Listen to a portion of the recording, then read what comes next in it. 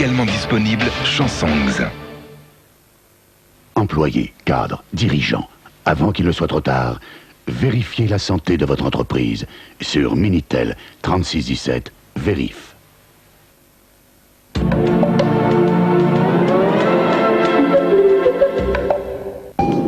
Veuillez regagner vos sièges et attacher vos ceintures. Nous traversons une zone de turbulence.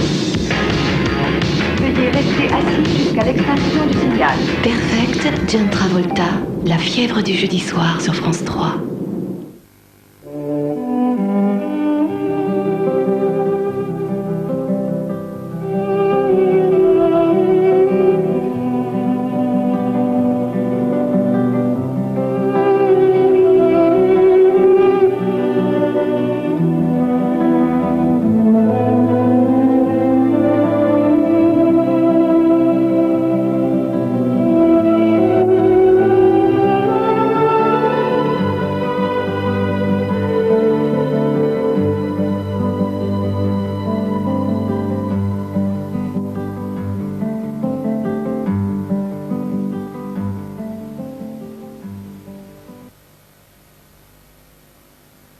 Premier film du cycle consacré à Federico Fellini et à Marcello Mastroianni, La Dolce Vita, La douceur de vivre, se situe au sein de l'œuvre de Federico Fellini entre Les Nuits de Cabiria et le sketch Les Tentazioni del Dottor Antonio qu'il tournera pour le film collectif Bocca 70.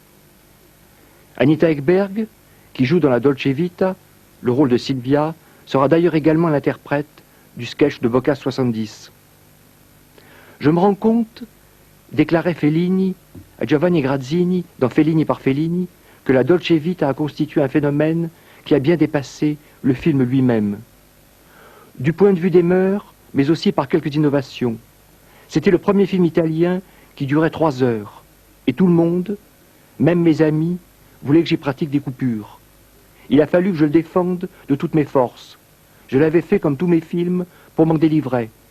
Et surtout, à cause de mon envie éhontée de raconter. Il me semble, ajoutait Fellini, que l'inspiration, aussi bien pour ce qu'elle était de la formation des images, me venait de la vie telle que le proposaient les illustrés en héliogravure. Ces publications illustrées ont été le miroir inquiétant d'une société qui se célébrait elle-même, se représentait et faisait son propre éloge. Le film est l'occasion de se souvenir de Federico Fellini, disparu il y a 1 an, le 31 octobre 1993.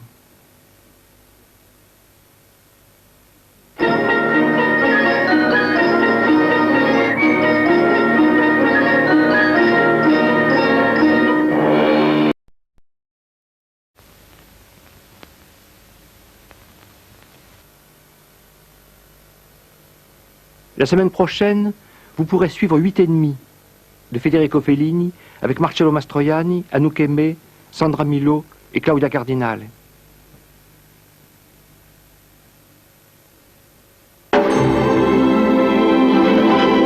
C'est une histoire d'amour. Oui, mais complètement à contre-courant. Hein. Des symboles. Ouais, platonique. Ça vous plaît à vous le porno? De l'ambiance. Non. Tu parles pas des filles comme si c'était de la viande. Tu pourras pas faire ça. De l'action. Attention! Leur premier film, Henri Guibet et Pierre Richard le voyaient tendre et sauvage. Ils ont transformé mon scénario en film pornographique. Heureusement, le producteur a de très gros moyens. C'est pas vrai. Sur mon dernier film, j'ai fait du 1000%. Lundi 20h50, on aura tout vu sur France 3, un baiser sinon rien. Il faut de nouveau compter avec lui. Guy Forget ne laissera personne gâcher ses espoirs à l'Open de Paris du 31 octobre au 6 novembre. C'est à voir sur France 3.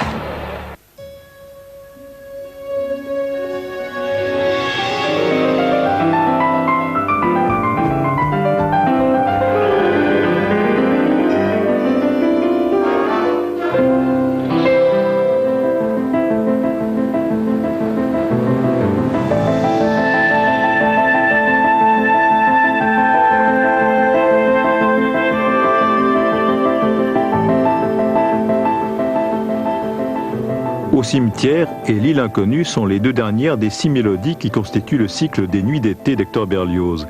des textes de Théophile Gautier qui non seulement s'écoutent, mais se comprennent, car la diction ici est peut-être plus importante qu'ailleurs pour ne rien perdre de la sensibilité du poète servie par celle du compositeur. Avec cette nouvelle version chantée par Françoise Pollet, voici 2 avantages. Se souvenir que Berlioz n'a pas écrit seulement la symphonie fantastique et constater qu'il y a une relève à Régine Crespin et Victoria de Los Angeles.